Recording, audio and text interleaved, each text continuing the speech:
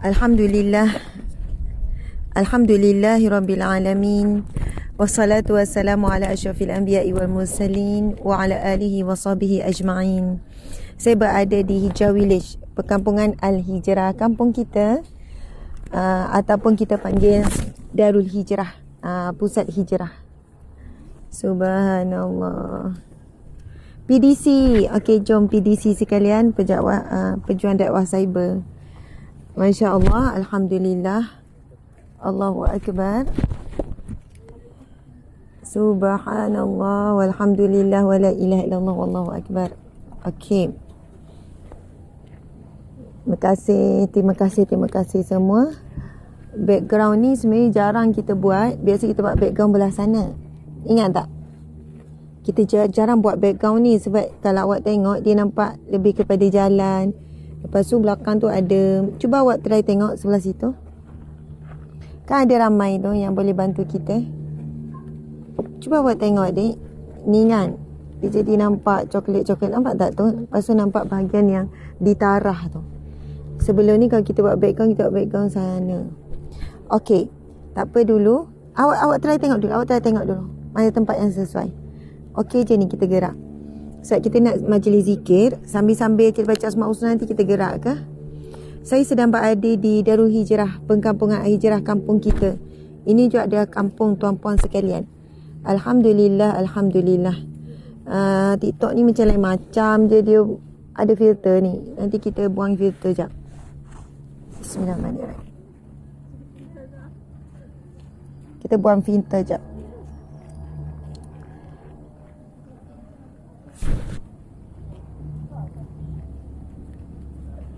Okey. Kat main lagi filter ni. Normal. Okey.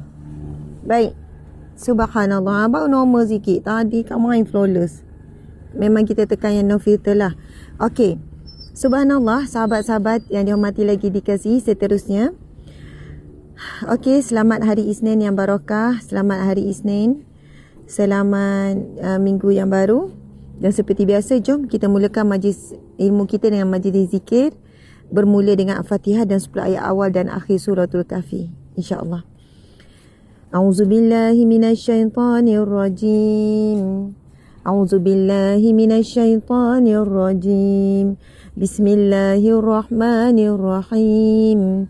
Alhamdulillahi rabbil alamin. Ar-Rahmanirrahim. Maliki yaumiddin. Iyyaka na'budu wa iyyaka nasta'in. Ihdinas siratal mustaqim. Siratal ladzina an'amta 'alaihim ghairil maghdubi 'alaihim waladdallin. Amin. Amin ya rabbal alamin. Subhanallah. Seterusnya kita bacakan 10 ayat terawal dan terakhir suratul Kahfi. Sama-sama kita bacakan.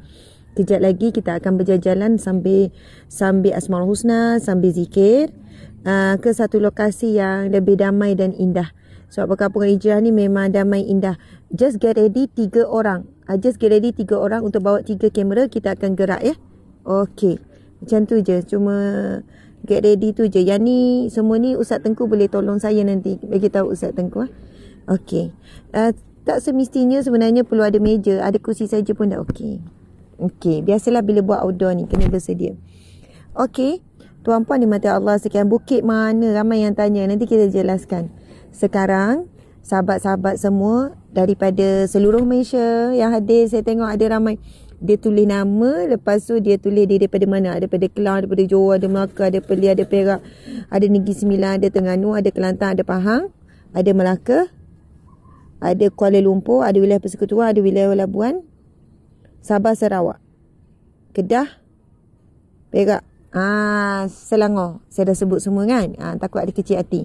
Dan ada juga yang hadir daripada Indonesia. Ada juga yang hadir daripada Indonesia. Kemudian ada juga yang hadir daripada Thailand. Ada juga Brunei dan Singapura. Subhanallah, walau di mana anda berada, semoga hari ini ada satu permulaan yang baik dan indah. Walau apapun ujian, walau apapun dugaan, kita hadapinya dengan berani, kita hadapinya dengan kenyataan, kita hadapinya dengan mendapat pertolongan Allah Subhanahu Wa Taala. Saya daripada Kemamang je, saya daripada Pendang, Melaka hadir Titi Wangsa. Aktif ni sahabat di TikTok. Rawang Selangor. Ui, jauh ni Rawang Selangor ni. Okey, Singapura. Betul, Singapura ada. Ada tak Thailand? Kadang orang Thailand pun komen juga ni. Nanti kita share kita berada di mana ni. Masya Allah. Dan kenapa saya nampak ceria? Hari ni 6 hari bulan 11 2023. 18 tahun lepas pada tarikh yang sama. Hari ini adalah hari bersejarah dalam hidup saya. Dalam hidup kami, iaitu hari tarikh pernikahan sebenarnya yang ke-18. Gitu. Jadi ceria-ceria sikitlah kita hari ini. Terima kasih. Baik, kita akan bacakan 10 ayat awal dan akhir suratul Kahfi sama-sama. A'udzubillahi minasyaitonirrajim. Bismillahirrahmanirrahim. Alhamdulillahilladzi anzala ala abdihi alkitaba wa lam yaj'al lahu 'iwaja qayyiman liyunzira ba'san shadidan min ladunhu wa yubashshiral mu'minin alladhina ya'maluna as-salihati anna lahum ajran hasana ماكثين فيه أبدا وينذر الذين قالوا اتخذ الله ولدا ما لهم به من علم ولا لآبائهم كبرت كلمة تخرج من أفواههم إن يقولون إلا كذبا فلعلك باخع نفسك على آثارهم إن لم يؤمنوا بهذا الحديث أسفا إنا جعلنا ما على الأرض زينة لها لنبلوهم أيهم أحسن عملا وإنا لجاعلون ما عليها صعيدا جرزا أم حسبت أن أصحاب الكهف والرقيم كانوا من آياتنا عجبا إذ أوى الفتية إلى الكهف فقالوا ربنا آتنا من لدنك رحمة وهيئ لنا من أمرنا رشدا ربنا آتنا من لدنك رحمة وهيئ لنا من أمرنا رشدا ربنا آتنا من لدنك رحمة وهيئ لنا من أمرنا رشدا ربنا wahai Tuhan kami, atina kurniakan buat kami min ladunka rahmah, daripada sisimu rahmatmu, wahayyi lana min amrina, dan sempurnakanlah bagi kami ya Allah dalam semua urusan kami, rasyada, petunjukmu yang jelas. Amin ya rabbal alamin. Ustaz,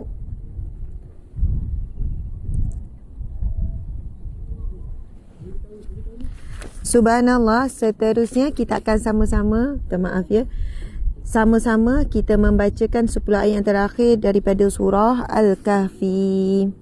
Okey. A'udzubillahi minasyaitonirrajim. Bismillahirrahmanirrahim. Wa aradna jahannama yawma idzin lil kafirina 'arda الذين كانت أعينهم في غطاء عن ذكري وكانوا لا يستطيعون سمعا أفحسب الذين كفروا أن يتخذوا عبادي من دوني أولياء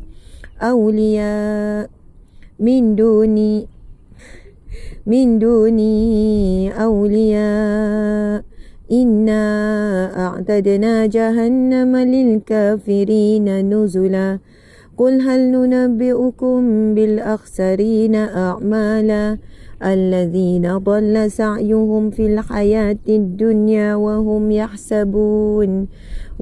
يحسبون أنهم يحسنون صنعا أولئك الذين كفروا بآيات ربهم ولقائه فحبطت أعمالهم فلا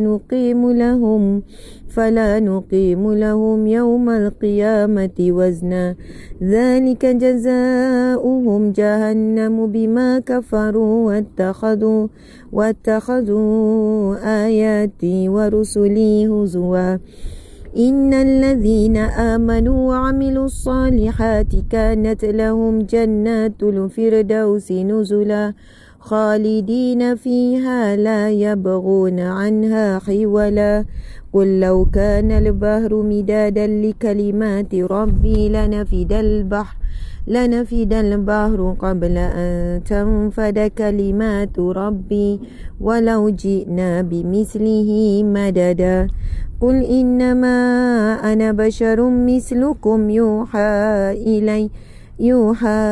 إلي أنما إلهكم إله واحد فمن كان يرجو لقاء ربه فليعمل عملا صالحا ولا يشرك بعبادة ربه أحدا صدق الله العظيم اللهم ارحمنا بالقرآن واجعله لنا إماما ونورا وهدى ورحمة اللهم ذكرنا منه ما نسينا وعلمنا منه ما جهلنا وارزقنا تلاوته آناء الليل وأطراف النهار واجعله لنا حجة يا رب العالمين.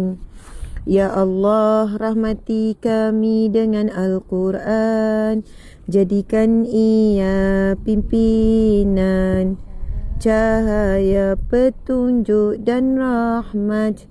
Ya Allah, ingatkan kami apa yang terlupa, ajarkanlah yang tak diketahui, rizkikan kami membacanya siang dan malam, sepanjang siang dan malam. Jadikan ia hujah kami, ya Rabbal Alamin. Amin ya Rabbal Alamin. Adik, saya dah sebut saya perlu 3 orang. Tadi saya tengok bila seorang je saya dah mula risau sebab saya kata saya nak bergerak. Bila teruskan zikir seterusnya saya nak bergerak. Okey. Jom. Sebab kamu pun nampak matahari tu. Tak apa, ini tak payah. Kita bawa ni je. Jom.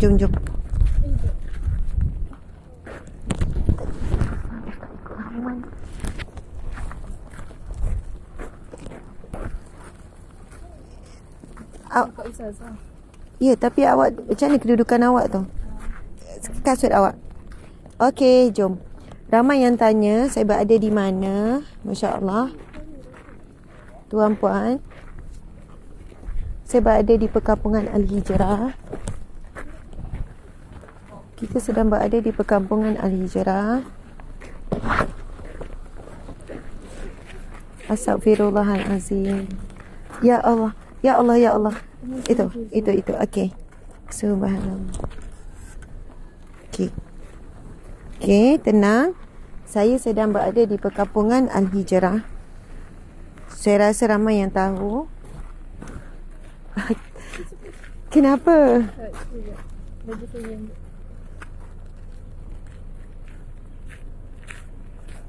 Okey. Dah. Okey. Kita sedang berada di perkampungan Al-Hijrah, yang mana di atas tanah ini kita membangunkan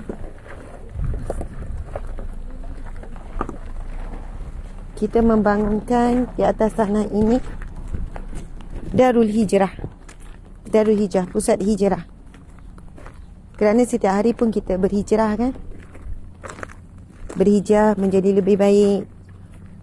Setiap hari juga kita diuji dengan kegagalan ataupun kekurangan dalam hijrah. Kemudian keesokannya kita berhijrah lagi. Masya Allah. Sentiasa dalam perjuangan istiqamah dalam hijrah. Jadi perkampungan hijrah ini disediakan untuk semua. Ini adalah kampung kita, bukan kampung kami, bukan kampung sesiapa, sebab tanah ini adalah tanah wakaf umat Islam. Jadi dia adalah hak milik kita semua. Saya suka sebutkan kampung hijrah adalah kampung kita, bukan kampung kami, bukan kampung Yayasan Al-Hijrah dan lain-lain. Nanti kita tengok ada tempat yang sesuai, kita akan berhenti. Kuliah Riyadhus Salihin, pengajian Riyadhus Salihin kita memang akan diteruskan. Hari ini saya nak sambung syarah hadis yang lepas sebab nak menceritakan beberapa kelebihan ayat daripada surah Al-Baqarah yang dibacakan, yang disebut dalam hadis Nabi. Cuma kita ni memang sekarang ni sedang giat menaikkan, tapi masih kita sedang giat menaikkan ni kawasan ni, tapi dia masih lagi sama macam tiang. Kat situlah dia punya foundation. Okey, subhanallah. InsyaAllah sebagaimana tarikh jangkaan tu kita akan dapat capai, insyaAllah. Okey, kamu semua dapat sangat? Tak dapat sangat? Okey, saya rasa sebab sana orang tengah sibuk tu, saya rasa kita memang kena pergi ke tu, ke kolam.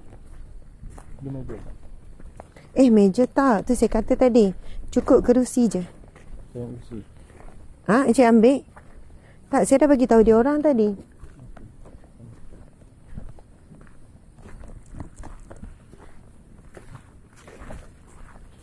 Encik minta tolong cak. Saya tak boleh nak ni. Tak apa, tunjuk alam. Okey, perkampungan Al-Hijrah ni, tuan-puan sekalian, sebenarnya kita beli tanah 42 ekar dan dia dipenuhi dengan apa ni, cuba tengok pokok apa ni? Pokok kelapa sawit. Dan selepas itu tuan-puan sekalian, apa ni? Ustaz. Kemudian pokok kelapa sawit ni sebenarnya dah banyak yang dah tua dan melebihi dah. Tua dan dah melebihi daripada nilah dia punya, kita cakap apa, dia punya matang tu sepatutnya telah pun digantikan lah. Jadi kami mengambil keputusan kita tidak meneruskan, mungkin kita kekalkan untuk kekalkan suasana kehijauan lah. Jadi kita hasil tu dah tak ada lah, sebab dia kira pokok yang dah expired dah. Jadi tuan-puan boleh nampak daripada sini sebahagian perumahan yang dah siap. Dan sebenarnya perumahan ni perumahan wakaf. Jadi siapa pun boleh duduk, bukan hanya untuk warga emas sebenarnya. Kita buka untuk orang muda, siapa saja yang nak berhijrah ke sini. Nantilah kita bawah sana tu kalau kita pergi sampai hujung, tapi sekarang sebab bercampur dengan hujan dan sebagainya. Jadi kalau tuan-puan nampak, itu ada kolam kita juga tu, kolam ikan apa semua. Nanti bila sampai kat bawah tu, nanti kita ni sedang giat sebenarnya kita buat pelbagai pembangunan. Sebab hujan kita dah ada nak buat construction, dia pembesaran kolam. Jadi nanti kalau tetamu datang pun tak dapat dia. Ke sebelah kiri. Kita pun boleh jalan ni. Okey, sambil tu kita sambung zikir. Sampai sana nanti kita sambung kuliah kita. Okey, kita akan sama-sama berzikir Asmaul Husna ya, sahabat-sahabat semua. Sambil-sambil tengok pemandangan indah ni, sambil kita zikrullah, kita bacakan Asmaul Husna insya-Allah. Bismillahirrahmanirrahim. Nas'aluka ya man huwallahu alladhi la ilaha illa huwar rahmanur rahim al-malikul quddusus salamul المؤمن المهيمن العزيز الجبار المتكبر الخالق البارئ صوير الغفار القهار الوهاب الرزاق الفتاح العليم القابض الباسط الخافض رافع المعز المذل السميع البصير حكم العدل اللطيف الخبير الحليم العظيم الغفور الشكور العلي الكبير الحفيظ المقيت الحسيب الجليل الكريم الرقيب المجيب الواسع حكيم الودود المجيد الباعث الشهيد الحق الوكيل القوي المتين الولي الحميد المحصي المبدع المعيد المحيي المميت الحي القيوم الواجد الماجد الواحد الأحد الصمد القادر المقتدر المقدم أخير الأول الآخر الظاهر الباطن المتعالي البار التواب المنتقم العفو رؤوف المالك الملك ذو الجلال والإكرام المقسط الجامع الغني المغني المانع الضار النافع النور الهادي البديع الباقي الوارث الرشيد الصبور الذي ليس كمثله شيء وهو السميع البصير اللهم صل أفضل الصلاة على أسعد المخلوقات سيدنا محمد وعلى آله وصحبه وسلم عدد معلوماتك ومداد كلماتك كلما ذكرك الذاكرون وغفل عن ذكره الغافلون. Alhamdulillah, kita selesai membacakan Asmaul Husna. Masya Allah, kita dah baca Fatihah 10 ayat awal dan akhir surah Al-Kahfi. Kemudian kita bacakan Asmaul Husna. Dan sekarang kita akan berselawat ke atas Nabi. Nanti kita akan berhenti tempat yang kita pilih. Tuan-puan sekalian, Masya Allah, kita berada di Darul Hijrah ataupun Perkampungan Al-Hijrah, pusat hijrah. Masya Allah, dia bukanlah bermaksud orang yang berhijrah. Dia termasuk kita semualah yang sentiasa berhijrah daripada alam ke alam, daripada alam roh ke alam rahim ke alam dunia ke alam barzah ke alam mahsyar, alam akhirah. Lepas tu insya-Allah kita akan pergi ke alam syurga. Subhanallah. Jadi, tuan-puan sekalian, ini adalah kolam ikan yang berada di Perkampungan Al-Hijrah. Kita dah jual hasil berpuluh ribu ekor ikan juga. Dan satu kolam ni ada lebih kurang 40,000 ekor ikan tilapia merah. Dan Alhamdulillah hari itu kita dah buat jualan apa semua. Cantik sangat pemandangannya. Oh, kat situ, betul lah. Masya Allah, sekarang kita meneruskan projek buat kolam seterusnya. Kita dah ada sedia ada 3 kolam. Oh, okey, kolam untuk rekreasi tu. Kita dah buka untuk orang nak buat camping, nak buat mancing. Ya, tuan-puan sekalian, kita nak sediakan area ni sebagai area rekreasi sekeluarga. So, nanti atas ni kita akan buat cantikkan lagi. Mungkin ada ruang lah untuk siapa yang nak camping, bawa khemah. Siapa yang bawa macam karavan, camper van dan semua tu. Nampak tak ini kolam ni? Kita tunjuk ni. Ini kolam ikan ni. Kolam ikan ni antara yang terbesar. Dalamnya ada lebih kurang 40,000 ekor ikan tilapia merah. Itu kita dah keluarkan hasil dah jual. Jual kepada semua. Kalau pasaran tilapia merah dah segar sebab air sini fresh, sebab air sini air yang sentiasa masuk apa nama ni? Masuk air sungai, air bukit, lepas tu keluar balik. So memang tak hanya ikan tilapia merah kita. Dalam pasaran ikan tilapia merah ni 1 kilo lebih kurang dalam RM20, RM18 antara harga tu. Kita jual RM14 saja. So peminat ataupun siapa suka mancing, nak mancing confirm ada ikan, datang sini. Kita memang buka. Jadi anda hanya perlu cari maklumat Hijrah Village, Perkampungan Al-Hijrah. Di situ ada maklumat berkaitan dengan kolam ikan kita. Jadi ini antara bentuk kita pembangunan ekonomi kita melalui perikanan. Dan kita buat dengan secara serius. Dulu macam mana kita buat pembersihan, lepas tu ikan segar. Ada banyak lagi kolam. Kita sebenarnya kalau kolam ikan ada 4. Termasuk bawah sana kan. Ya. Jadi nanti kita akan buat tempat ni lebih proper, yang lebih selesa lah untuk para pemancing. Jadi memang ada cas sikit lah tuan-puan sekalian. Ikan tu of course lah kena bayar. Tapi cas tempat selepas ini. Okay, kita boleh tengok sini ada lagi kolam. Lepas tu atas tu kita buat secara, kita panggil apa? Kita buat secara ni. Secara sistematik proses.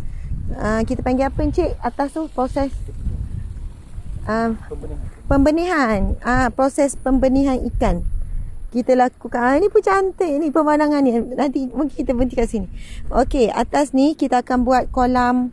Kita dah buat comelnya. Tapi saya minta hari tu kita buat asing tu, buat 2 tak? Sebab kita nak buat asing lelaki perempuan. Buat 2 kolam tak? Kita nak asingkan perempuan lelaki tau. Kita memang kena asingkan. Sebab dalam plan memang kita sebut pengasingan kolam. Kolam perempuan saja, kolam lelaki sahaja. Macam tu lah lebih kurang. Kalau family, budak-budak main, okey. Okey, kita tak pergi jauh dah. Tapi dekat situ sebenarnya kita buat kolam ni. Dekat situ bukan kolam ikan tu. Itu memang kolam orang kan? Itu kolam orang kan? Bukan kolam ikan. Itu tak apa dek. Saya takkan pergi situ. Saya situ je. Nampak tak tu? Dah digali, dia nampak. Tak payah dekat sangat. Tunjuk dia jauh pun tak apa. Bukan apa, berseluk tu. Kaki awak tenggelam nanti. Seorang dah kena dah tu. Kesiannya lah. Lagilah awak tengok jubah awak. Awak tengok. Oh, sebaiklah. Sebab awak tu kan jenis yang alah macam tu kan. Sekarang awak dah kotor. Saya bersih lagi. Okey. Apa ni? Itu kolam orang. Itu kolam ikan kan. Kolam orang pun kita siapkan. Dan kita kena buat 2 kolam tau. Sebagaimana kita sebut, sebab kita nak buat ruang maksud rekreasi yang patuh syariah. Sebab kadang-kadang bila anak main, mak turun. Betul tak? Anak main, mak turun. So bercampurlah mak, ayah apa semua, dia kurang manis. Jadi kita memang daripada dulu, kalau saya bentangkan, betul tak Syazana? Nanti saya sebut, kita akan buat 2 kolam yang berasingan lelaki dan perempuan. So macam itulah. Okay, doakanlah tempat ni jadi tempat rekreasi yang menjadi pilihan ibu bapa. Okay. Jadi mak-mak pun main dengan selesa lah, tak ada orang lelaki.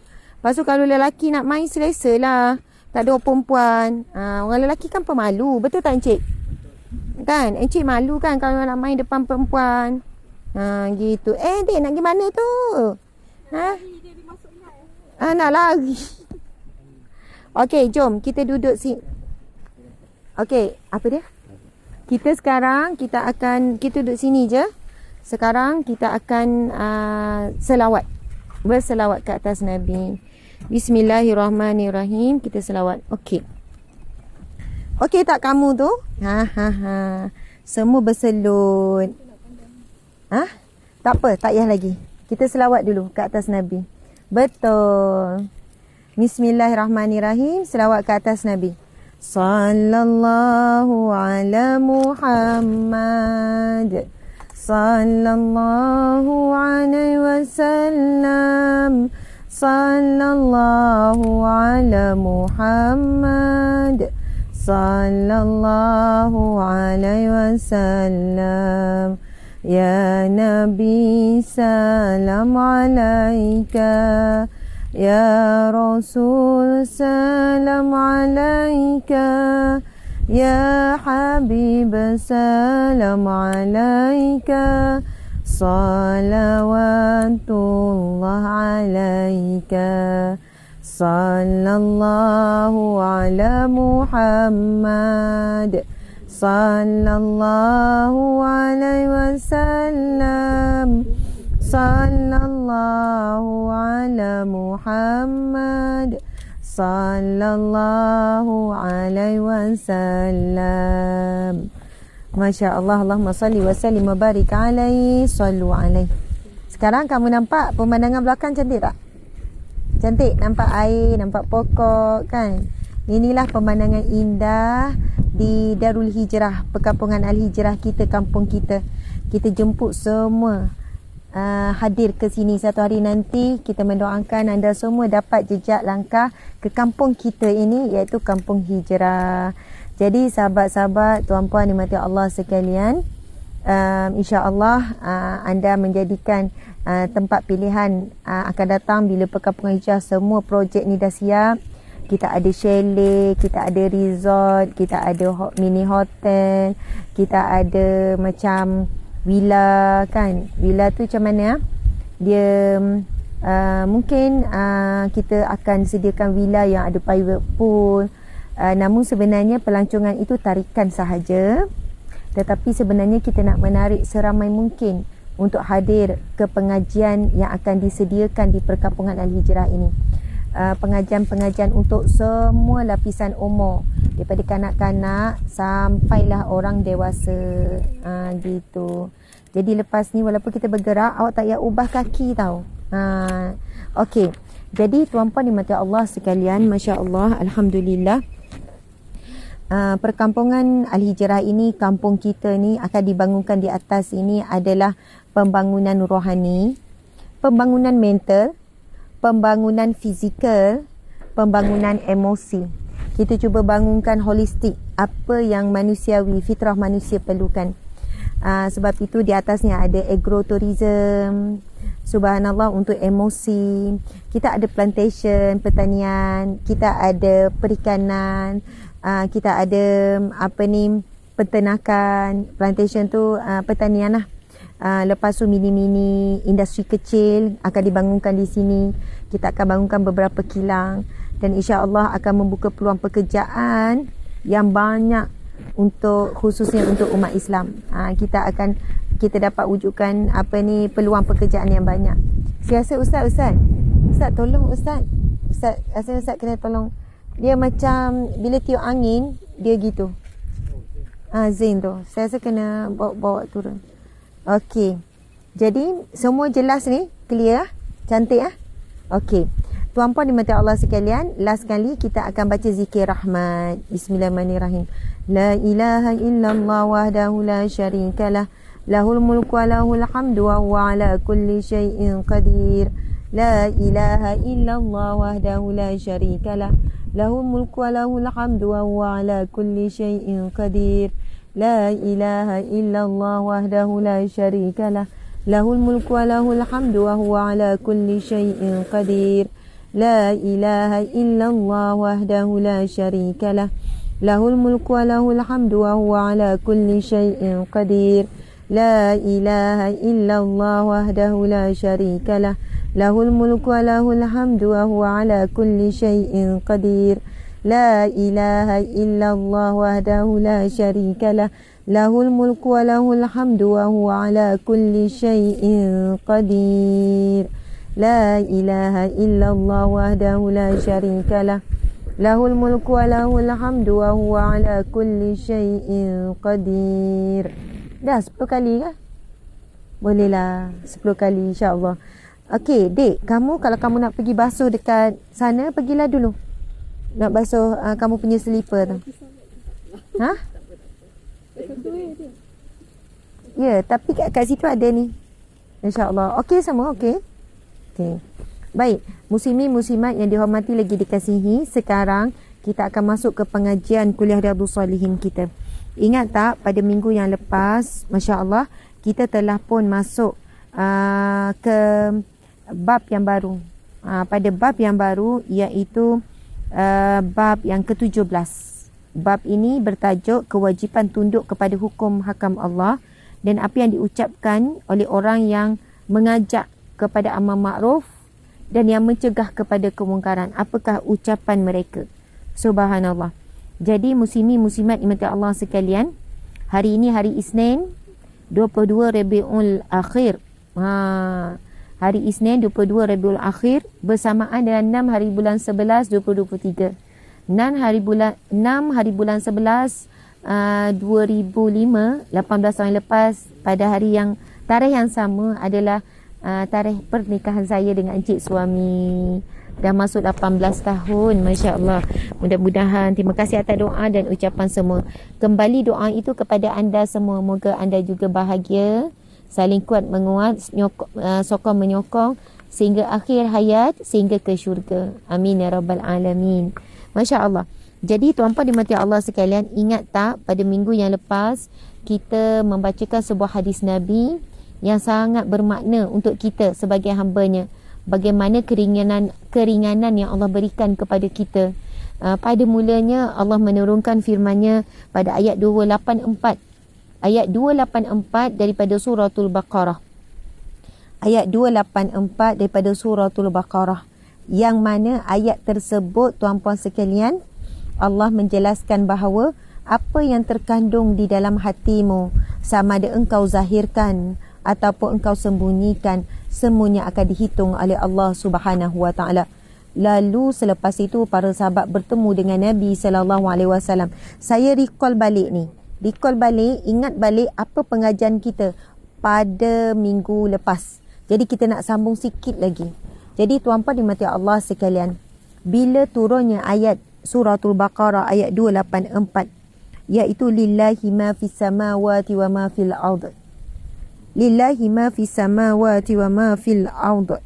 Macam wa in tubdu fi anfusikum aw tukhfuhu yuhasibukum bihillah wa yaghfir yuhasibukum bihillah aw tukhfuhu. Tiba-tiba macam tak ingat. Pada ayat ni selalu baca lillahi ma fis samawati wa ma fil ardh wa in tubdu ma fi anfusikum wa in tubdu fi.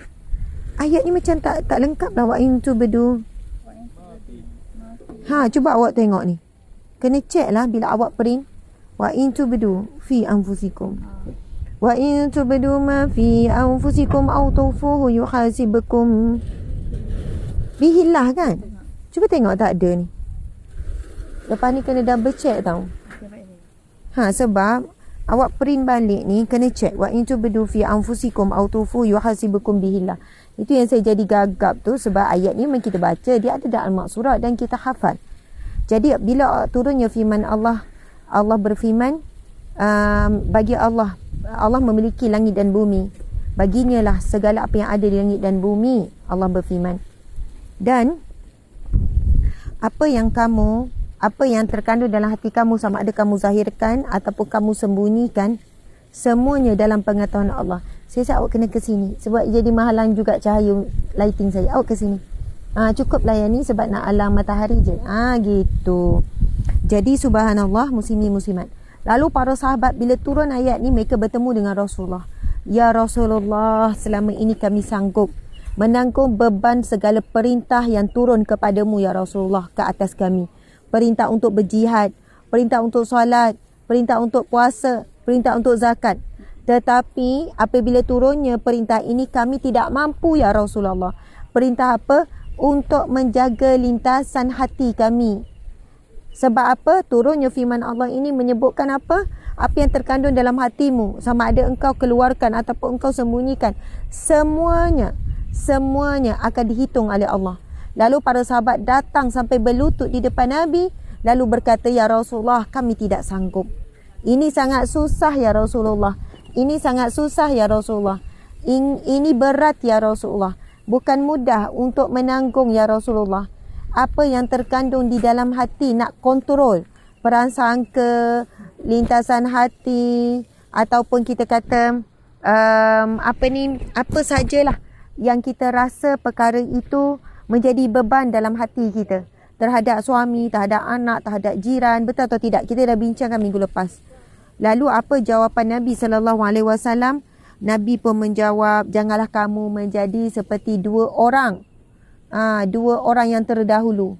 Mereka yang terdahulu, dua agama yang terdahulu, iaitu kaum penganut Nasrani dan juga penganut Nasrani iaitu Kristian dan juga Yahudi. Yang mana mereka ni menyebutkan bila dengar satu perintah, sami'na wa asaina, kami mendengar tetapi kami engkar. Tetapi Nabi kata, sebutlah sami'na wa ata'na ghufranaka rabbana wa ilaikal masir. Dan itu pun adalah dalam firman Allah surah Al-Baqarah pada ayat yang seterusnya. Jadi pada minggu lepas kita belajar tentang ayat daripada surah Al-Baqarah ayat 284, kemudian ayat 285 sehinggalah ayat 286. Jadi kita dah jelaskan panjang lebar dah tentang hadis tersebut. Cuma pada hari ini saya nak sambungkan tentang fadilat ataupun kelebihan membaca surah Al-Baqarah. Surah Al-Baqarah kita tahu kelebihannya apa. Tetapi ayat-ayat yang tertentu yang terbit daripada surah Al-Baqarah. Subhanallah. Sebab apa saya akan jelaskan perkara ini? Kerana kita telah pun membacakan sebuah hadis yang mana terkandung di dalamnya berkaitan dengan 3 ayat yang terakhir daripada surah Al-Baqarah. Maka soalannya memberikan signal, memberikan kita satu ilmu. 3 ayat terakhir surah Al-Baqarah ni ada kelebihan. Sampai hadis Nabi menyebutkan tentang 3 ayat ini. Sebelum itu kita tengok dulu kelebihan membaca suratul Baqarah full. Masya Allah. Nabi SAW bersabda, afdalul Quran suratul Baqarah wa azamul ayah fihi ayatul kursi wa inna syaitana la yafirru minal baiti alladhi tukra fihi suratul Baqarah, yang bermaksud paling afdal di dalam surah Al-Baqarah. Nabi bersabda, yang paling afdal, yang paling utama di dalam Al-Quran adalah suratul Baqarah. Maksud suratul Baqarah adalah surah paling afdal, surah paling utama. Dan sebesar-besar ayat padanya ialah ayatul kursi. Kita tahu ayatul kursi adalah ayat daripada suratul Baqarah. Selepas ini saya akan jelaskan fadilat ayatul kursi. Fadilat ayatul kursi, kelebihan ayatul kursi dan bagaimana kaifiat untuk beramal dengan ayatul kursi. Macam itulah pengajian kita.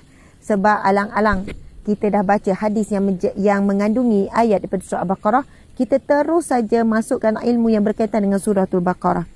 Nabi bersabda, yang paling afdal daripada Al-Quran adalah suratul Baqarah. Dan sebesar-besar ayat yang paling besar, yang paling hebat, iaitu ayatul kursi. Dan bahawasanya syaitan lari daripada rumah yang dibacakan suratul Baqarah. Okey, sahabat-sahabat, tuan-puan dimati Allah sekalian. Siapa yang nak pagar rumahnya, memagar rumahnya daripada gangguan sihir, santau, pukau, walaupun sekarang keluarga tengah sakit, lagi bagus. Ataupun nak pagar rumahnya daripada gangguan jin, syaitan, nak supaya rumah tangga adalah rumahku, syurgaku, kita kata. Rumah kita ini sentiasa dalam barakah. Syaitan tak boleh masuk, malaikat boleh masuk. Malaikat menurunkan rahmat Allah ke dalam rumah kita. Apa dia? Baca suratul Baqarah. Tak boleh pasang radio, itu bukan kita baca. Tak aci pasang YouTube, tak aci. Kita sendiri kena baca. Bacalah tuan-puan sekalian, dan yang terbaik adalah baca sekaligus. Bukan baca satu muka surat sehari, esok sambung satu muka sehari. Saya bukan meremehkan perbuatan tersebut. Boleh je kita nak baca begitu, dapat pahala tak? Dapat. Tapi dengan tujuan untuk memohon pertolongan Allah supaya rumah kita dipagar, supaya rumah kita barakah, rumah kita lagi-lagi kalau ada di kalangan ahli keluarga kita yang sakit. Sakit sihir ke, sakit santau ke, sakit apa, Al-Baqarah adalah penawar yang terbaik. Jadi baca full terus. Berapa juzuk surah Al-Baqarah? Berapa ayat surah Al-Baqarah? Surah Al-Baqarah ada berapa ayat? Dan berapa muka surat surah Al-Baqarah? Berapa juzuk surah Al-Baqarah? Jawab dik. 2 juzuk. 2 juzuk berapa? Al-Baqarah 2 juzuk 286 ayat. Ya, 286 ayat. 286 ayat. Betul? Surah Al-Baqarah mengandungi 286 ayat. Berapa muka surat? Dan berapa juzuk? Macam itulah. Sebab alang-alang awak sebut surah Al-Baqarah, awak kena cari semua info yang berkaitan dengan surah Al-Baqarah. Sebab style saya, jenis saya, awak tahu saya akan permudahkan untuk orang membayangkan. So, sebab itu banyak info. Saya ni orang intuitif. Orang intuitif, dia suka menyampaikan dengan memberikan bayangan yang jelas sampai anda boleh terbayang terus. Surah Al-Baqarah lebih kurang dalam 2 juzuk setengah. Kita kena faham, 1 juzuk memakan masa lebih kurang 40 minit untuk menghabiskan. 1 juzuk mengandungi 10 helai ataupun 20 muka surat. Bermaksud, surah Al-Baqarah ada berapa muka surat? Surah Al-Baqarah daripada muka surat 2 sehingga muka surat yang ke-49. Berapa berapa muka surat tu, Dik? Ada 47 muka surat. Jadi tuan-puan sekalian, 1 juzuk dalam 20 muka surat. Faham? 1 juzuk 20 muka surat. Surah Al-Baqarah berapa muka surat? Berapa muka surat surah Al-Baqarah? Berapa muka surat? 47. So, 20 muka surat 1 juzuk, 20 muka surat 1 juzuk, tambahan 7 muka surat lagi. Saya bukan sebut helai. Kalau 1 juzuk ada 10 helai. Helaian. 1 helai kan ada 2 muka surat depan dan belakang. So, 1 juzuk mengandungi 20 muka surat. Jadi bermaksud kalau kita nak habiskan suratul Baqarah full, lebih kurang dalam sejam suku. Lebih kurang sejam suku ke sejam setengah. Kita boleh habiskan. Tuan-puan sekalian, kita tengok movie pun paling kurang 2 jam. Lagi tengok drama yang bersambung-sambung, lagilah berjam-jam. Apa sangat untuk kita membaca suratul Baqarah dalam lebih kurang dalam sejam setengah yang kita habiskan suami isteri. Kita boleh berhenti. Kalau dah dahaga boleh berhenti minum. Lepas tu sambung lagi. Cuba. Memang mampu sebenarnya kita boleh habiskan surah Al-Baqarah terus habis. Subhanallah. Lagi kuat keperluan kita, lagi kuat hajat kita sebenarnya, lagi banyak pertolongan Allah. Percayalah. Sebab itu ada orang tanya, Ustazah, isi saya dah lama sakit, kena gangguan, kena sihir. Saya kata, Encik baca surah Al-Baqarah full tepi isteri Encik. Dalam keadaan dia sedar ataupun dalam keadaan dia tidur. Kena baca full. Boleh tak saya nak buka YouTube je? Tak. Dia punya kesan sudah tentu berbeza. Kerana yang baca melalui YouTube tu, kita dengar. Bolehlah dapat pahala supaya rumah kita ada aura Al-Quran tu. Tetapi takkan sama dengan kesusahan, kepayahan, pengorbanan, mujahadah kita apabila kita nak baca surah Al-Baqarah full. Saya pernah cerita bagaimana saya bertemu dengan seorang pramugari. Ini bukan pramugari Malaysia Airlines. Masa tu saya balik daripada Turki. Dia Turkish Airlines ke macam tu. Tapi dia wanita pramugari. Dia baca surah Al-Baqarah setiap hari. Setiap hari dia akan baca surah Al-Baqarah full. Dan biasanya dia akan membacakan surah Al-Baqarah tersebut, tuan-puan sekalian. Dia akan baca terus habis tanpa berhenti. Dia akan baca terus full. Subhanallah, itu amalan dia yang dia dah buat istiqamah bertahun-tahun. Dan apa yang dibagi tahu kelebihan dan fadilat dalam kehidupannya, dia kata alhamdulillah segala urusan dia dipermudahkan Allah. Setiap kesusahan, kesukaran sentiasa dapat pertolongan Allah. Hidup dia tenang dan dia kata paling utama dia mempunyai hati yang kental, cekal, tak mudah sentap walaupun apa pun ujian yang datang. Jadi tuan-puan dimati Allah sekalian, kita nak baca surah Al-Baqarah setiap hari full agak mustahil, agak susah. Kecuali kalau ada satu benda yang sangat besarlah berlaku dalam hidup. Tetapi dengan tujuan sebagaimana hadis Nabi tadi sebut, tidak akan syaitan lari daripada rumah yang dibacakan di dalamnya suratul Baqarah. Jadi insya-Allah kepada yang diuji sakit, dah pergi berobat sana sini pasal sihir ke apa, cuba baca full surah Al-Baqarah, insya-Allah dia memutuskan rantaian sihir, santau dan sebagainya, insya-Allah. Okey, seterusnya. Daripada Nu'man bin Bashir radhiyallahu anhu berkata, Nabi SAW bersabda, Inna Allah kataba kitaban qabla an yakhluqa samawati wal ard. بألف عام أنزل منه آيتين ختم بهما سورة البقرة ولا يقران في دار 3 ليال فيقربها الشيطان. Hadis sahih riwayat Tirmizi yang bermaksud, sesungguhnya Allah telah menulis segala ketetapan kejadian 2000 tahun sebelum dijadikan langit dan bumi. Masya Allah. Nabi SAW bersabda, sesungguhnya Allah telah menulis segala ketetapan kejadian 2000 tahun sebelum dijadikan langit dan bumi, dan menurunkan ia akan 2 ayat yang khatam dengan keduanya surah Al-Baqarah. Tidaklah dibaca akan kedua ayat itu di dalam rumah selama 3 malam. Nescaya akan larilah syaitan.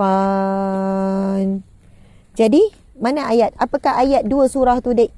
Aku bawakan hadis. Dan hadis ni menjelaskan tentang 2 ayat. Jadi, mana ayat 2 surah ayat terakhir tu? Suka-sukanya buat nota sikit. Tuliskan ayat mana. Betul kan?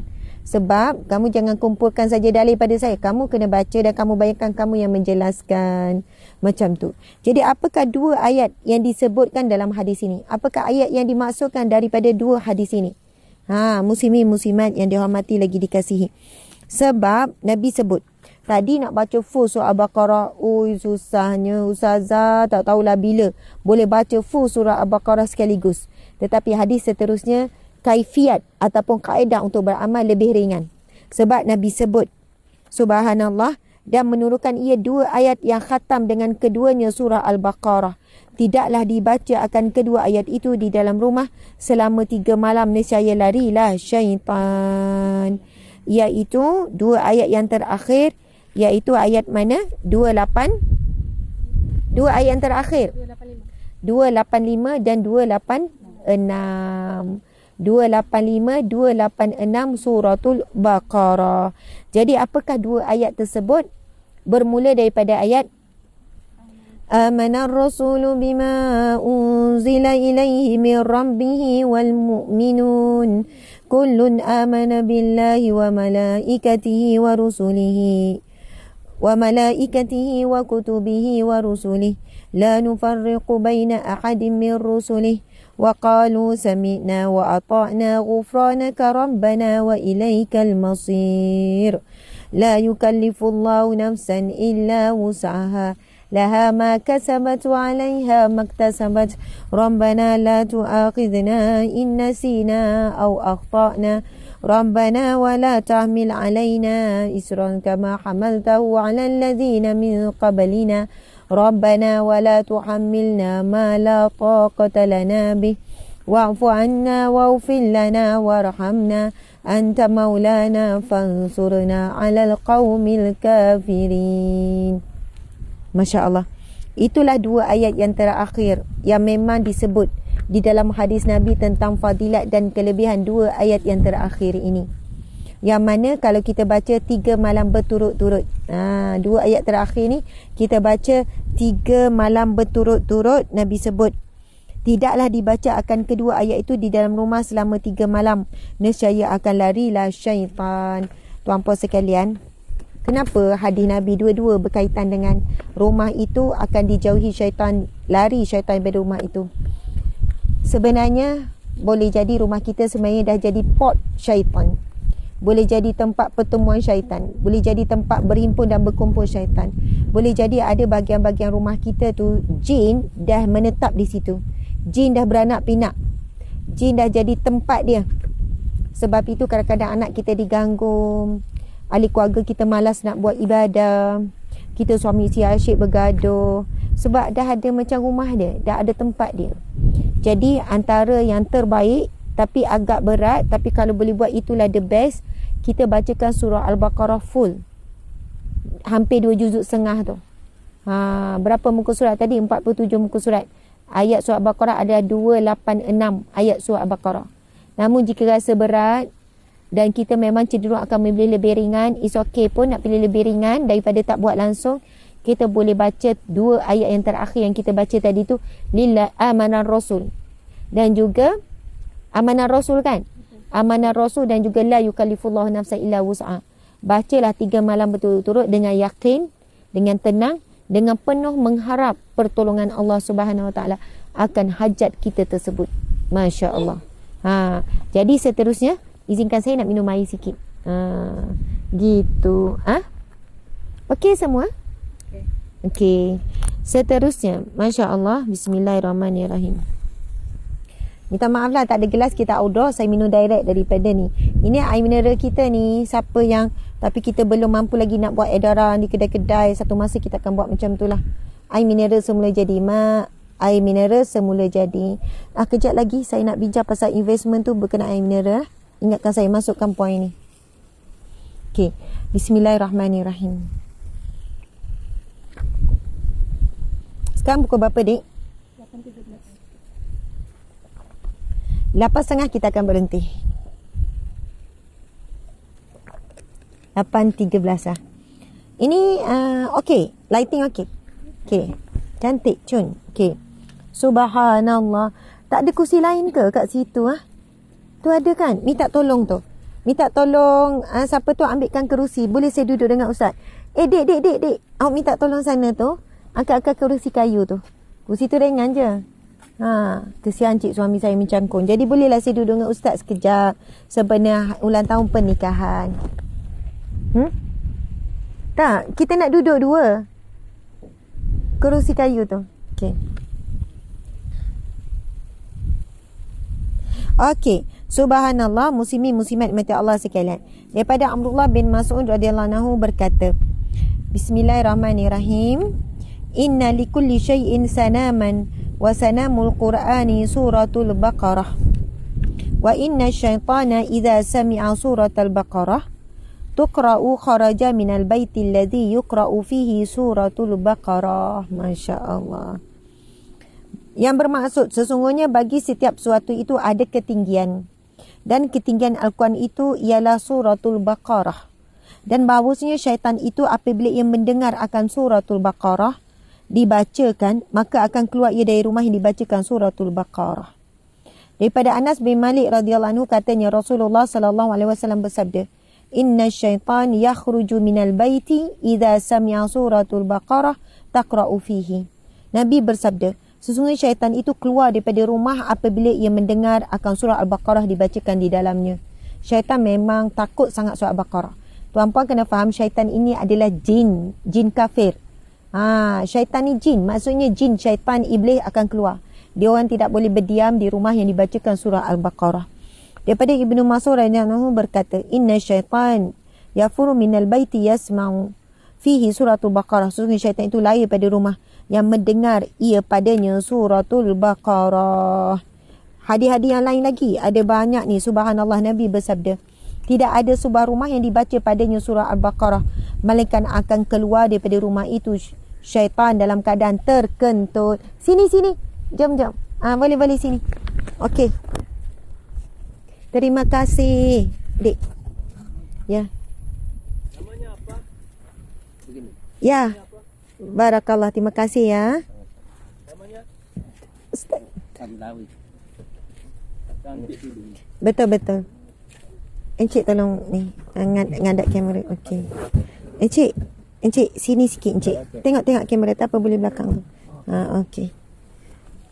Alhamdulillah. Subhanallah. Rasa lengkap bila duduk dengan encik suami. Okey encik tolong pegang. Subhanallah. Aduh. Sakit sikit encik. Barakallah. Okey semua. Okey, masya-Allah. Muslimin muslimat dimati Allah sekalian. Allahu akbar. Kita nak bacakan kelebihan baca ayatul kursi, fadilat. Kita tahu ada banyak hadis yang menjelaskan tentang ayatul kursi sebenarnya. Subhanallah. Encik bacakan beberapa hadis Nabi ni. Silakan. Terima kasih Ustazah. Assalamualaikum warahmatullahi wabarakatuh. Daripada Abu Hurairah radhiyallahu anhu katanya Rasulullah sallallahu alaihi wasallam bersabda, La taj'alu buyutakum maqabir. Inna syaitan yanfiru minal baytil ladhi tuqra'u fihi suratul Baqarah. Maksudnya, jangan kamu jadikan rumah-rumah kamu seperti kuburan. Sesungguhnya syaitan lari dari rumah yang dibaca di dalamnya surah Al-Baqarah. Masya Allah. Hadis riwayat Muslim. Yang kedua, Daripada Abu Hurairah radhiyallahu anhu katanya Rasulullah sallallahu alaihi wasallam bersabda, maksudnya Semua ni ada sahih ni. jangan kamu jadikan rumah kamu sebagai kuburan, maka bahawasanya syaitan itu lari dari rumah yang mendengar akan surah Al-Baqarah di dalamnya. Betul. Mendengar pun, Ya. rumah yang mendengar, mana kita pasang pun boleh Tak. membaca. Maksudnya syaitan tu mendengar. Mendengar Siapa yang membaca surah Al-Baqarah. surah yang dibacakan. Sebenarnya kalau nak pasang tu boleh. Sekejap, cik sini sekejap. Saya tengah tahan sekejap. Elakkan saya. Oh, bisik-bisik pula kan. Ada mesej yang disampaikan.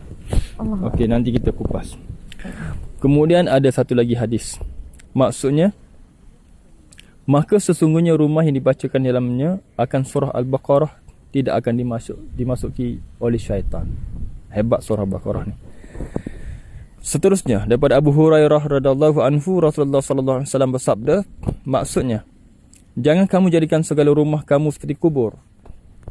Bersolatlah di dalamnya, maka sesungguhnya syaitan itu lari daripada rumah yang mendengar surah Al-Baqarah di dalamnya, yang dibacakan di dalamnya. Jadi siapa yang baca surah Al-Baqarah ni, syaitan tidak berani masuk. Syaitan lari, syaitan terus akan meninggalkan rumah tersebut. Syaitan ni di kalangan jin kan? Ya. Ya.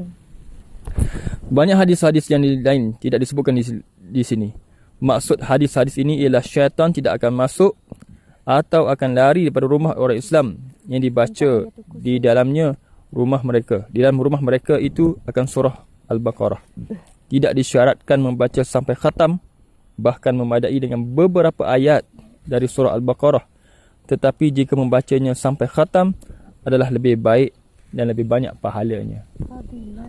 Dan tidak disyaratkan mempunyai rumah yang membacanya, bahkan memadai juga dibaca oleh anak isterinya atau orang lain yang tinggal di rumah tersebut.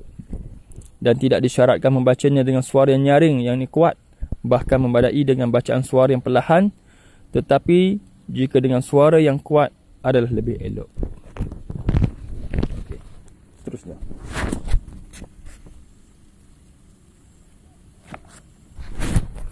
Kelebihan keutamaan ayat kursi.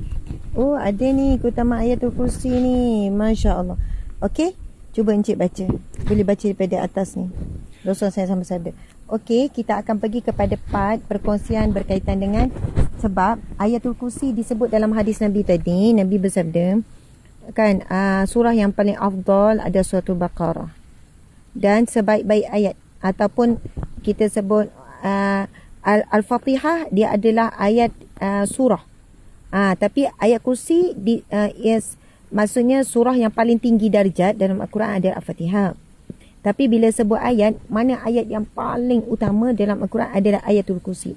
Kita tahu ayatul kursi adalah ayat daripada suratul Baqarah. Dan tadi kita bacakan hadis Nabi sebut seutama-utama ayat adalah ayatul kursi. Jadi encik silakan membacakan hadis yang berkaitan dengan fadilat kelebihan ayatul kursi. Hadis yang pertama daripada Ibnu Mas'ud radhiyallahu anhu, Rasulullah sallallahu alaihi wasallam bersabda, maksudnya sesiapa sahaja yang membaca 4 ayat pertama surah Al-Baqarah, kemudian ayat kursi, kemudian 2 ayat setelah ayat kursi, kemudian 3 ayat terakhir surah Al-Baqarah, maka dia dan keluarganya tidak akan didekati pada hari itu oleh syaitan. Tidak pula didekati oleh sesuatu yang tidak disukainya, dan tidaklah 2 ayat yang dibacakan pada orang yang gila kecuali akan sedar atas izin Allah. Hebat ayat ni. Ya, so mana ayatnya dek? Mana senarai ayat yang disebut dalam hadis ni? Cuba baca balik encik. 4 ayat pertama surah Al-Baqarah, kemudian ayat kursi, kemudian 2 ayat setelah ayatul kursi, kemudian 3 ayat terakhir daripada surah Al-Baqarah. Gitu. Sebab bila kita bacakan hadis berkenaan dengan amalan, kita kena beri list amalan tu. Tuan-puan sekalian, sebenarnya sekiranya anda faham dan anda biasa beramal dengan al-maksurat, sebenarnya maksurat disusun daripada hadis ni. Kalau encik perasan. Betul.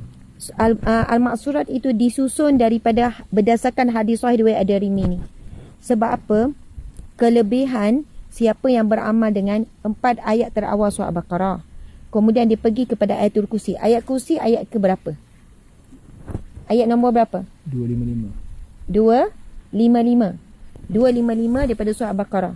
Lepas tu Nabi sebut 2 ayat selepas ayatul kursi, bermaksud ayat 256, ayat 257. Kemudian 3 mana? Dan 3 ayat terakhir pada surah Al-Baqarah. Apa kelebihan dia? Maka dia dan keluarganya tidak akan didekati pada hari itu oleh syaitan. Syaitan akan menjauhinya, dan tidak pula sesuatu yang berlaku tanpa disuka. Maknanya tidak pula didekati oleh sesuatu yang tidak disukai olehnya, dan tidaklah 2 ayat dibacakan pada orang gila kecuali akan sedar dengan izin Allah. Ya, maksudnya orang yang hilang kewarasan akal, orang yang dalam keadaan kemungkinanlah kita boleh amalkan, bukan kemungkinan, kita yakin. Sebab ramai hari ini orang yang mudah hilang kawalan diri kerana tekanan hidup, macam-macam lah, mental disorder, mental illness, inner child, anxiety. Kadang tu ada macam ya situasi tekanan. Akhir zaman ni makin banyak ujian dan cabaran. Jadi ramai orang kehilangan kewarasan akal. Bukan semestinya yang gila betul-betul kita nak bacakan ayat ni. Maksudnya orang yang kehilangan kehilangan kawalan diri lah, kita kata. Mungkin anak kita ke dan sebagainya. Masya Allah. Dia mari nak jemput. Oh, tak apa. Jadi tuan-puan dimati Allah sekalian, jadi apakah ayatnya? Mari kita baca sama-sama. Apakah ayat yang disebutkan? 4 ayat terawal daripada surah Al-Baqarah, lepas tu ayatul kursi, 2 ayat selepas ayat kursi, dan 3 ayat yang terakhir. So kita terus beramal. Apakah kelebihannya? Maka dia dan keluarganya tidak akan didekati pada hari itu oleh jin kafir, itu syaitan, dan tidak pula didekati oleh sesuatu yang tak disukai. Tidak akan berlaku apa yang kita tak suka, tak berlaku pada hari itu. Kalau kita baca, kena baca awal pagi lah, sebab hari kita dah mula pada awal pagi. Kemudian tidaklah 2 ayat dibacakan pada orang gila, kecuali maksudnya, dan kita baca semuanya berapa ayat? 4, 5, 6, 7, 8, 9, 10. Semuanya 10 ayat. Kita baca 10 ayat ni, insya-Allah kalau kita bacakan pada orang yang mungkin histeria ke, orang yang ialah dalam keadaan dirasuk ke, insya-Allah dia akan sedar semula. Masya Allah. Mari kita bacakan ayat ni daripada awal suratul Baqarah. Bismillahirrahmanirrahim. Alif Lam Mim. Zalikal kitabu la raiba fihi hudan lil muttaqin. Alladzina yu'minuna bil ghaibi wa yuqimuna as-salata wa mimma razaqnahum yunfiqun. والذين يؤمنون بما أنزل إليك وما أنزل من قبلك وبالآخرة هم يوقنون أولئك على هدى من ربهم وأولئك هم المفلحون الله لا إله إلا هو الحي القيوم La ta'khudhuhu sinatun. Oh, Adinda kejap. Patutnya kamu bagi saya mak surat je, Dek. Ni dengan ayat ni, lepas tu nak belek. Semua bagi ayat ni. Saya dah sebut tadi. Ayat ini sebenarnya disusun dalam Al-Maqsurat. Kamu cukup bagi saya Al-Maqsurat. Saya hafal, tapi bila kita memimpin, dia lain, Dek. Faham tak? Kita boleh jadi blur. Kita takut kita salah. Tapi memang kita baca setiap hari dan memang hafal. Lepas tu saya ni duduk bagilah pada awak signal. Kan ayat ini kita tahu, ayat ini ada dalam Al-Maqsurat. Dia memang disusun dalam Al-Maqsurat. Imam Hasan Al-Banna, dia menyusun ayat ini, lalu dikeluarkan, menghimpunkan bacaan ini dalam Al-Maqsurat. So kalau awak cari je Maqsurat, awak bagi saya Maqsurat, memang ia sangat memudahkan. Jadi selepas ini kita dah faham bila kita nak buat kaifiat. Okey. Semua tak bagi. Ada 3 orang, ada 4 orang kat sini, semua tak bagi.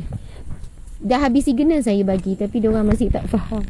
Dan awak bagi surah penuh Al-Baqarah. Bayangkan, saya nak baca 4 ayat awal. Lepas tu saya nak belek, nak jumpa ayat kursi. Lepas tu nak belek lagi, nak cari ayat yang terakhir. Faham? Awak bagi tu adalah surah.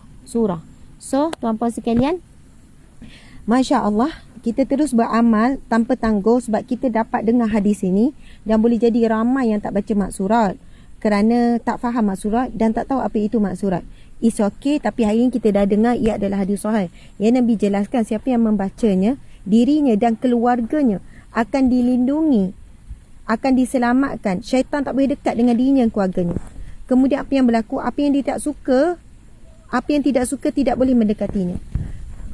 Kemudian kalau dibaca pada orang yang kurang kewarasan, kurang ni, dia boleh sembuh. Dia boleh sedar. Boleh jadi kalau kita boleh faham begini juga encik.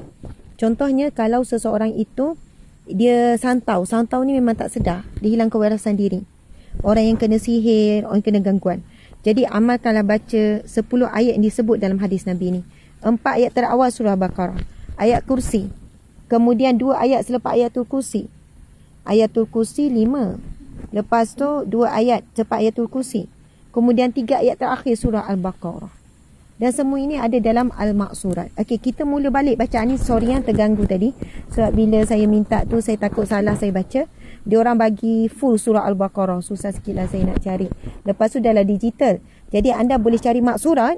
Anda akan jumpa terus menghimpunkan ayat-ayat yang disebutkan ni. Okey, kita baca sama-sama daripada awal balik. Bismillahirrahmanirrahim. Alif Lam Mim. Dzalikal kitabu la raiba fihi hudan lil muttaqin alladzina yu'minuna bil ghaibi wa yuqimuna as-salata wa mimma razaqnahum yunfiqun walladzina yu'minuna bima unzila ilayka wa ma unzila min qablik wa bil akhirati hum yuqinun ulaika ala hudan min rabbihim wa ulaika humul muflihun. الله لا إله إلا هو الحي القيوم لا تأخذه سنة ولا نوم له ما في السماوات وما في الأرض من ذا الذي يشفع عنده إلا بإذنه يعلم ما بين أيديهم وما خلفهم ولا يحيطون بشيء من علمه إلا بما شاء وسع كرسيه السماوات والأرض ولا يؤوده حفظهما وهو العلي العظيم لا إكراه في الدين قد تبين الرشد من الغي فمن يكفر بالطاغوت ويؤمن بالله فقد استمسك بالعروة الوثقى لا انفصام لها والله سميع عليم الله ولي الذين آمنوا يخرجهم من الظلمات إلى النور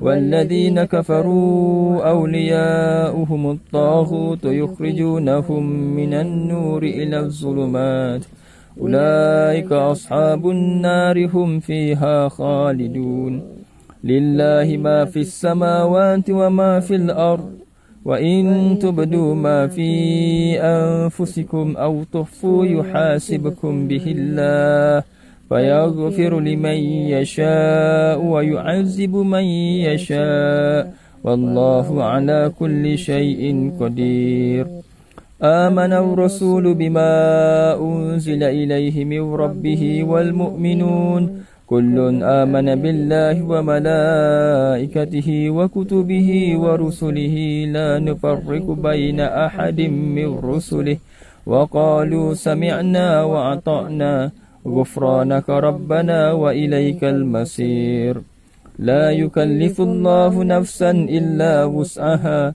لها ما كسبت وعليها ما اكتسبت ربنا لا تؤاخذنا إن نسينا أو أخطأنا ربنا ولا تحمل علينا إصرا كما حملته على الذين من قبلنا ربنا ولا تحملنا ما لا طاقة لنا به واعف عنا واغفر لنا وارحمنا أنت مولانا فانصرنا على القوم الكافرين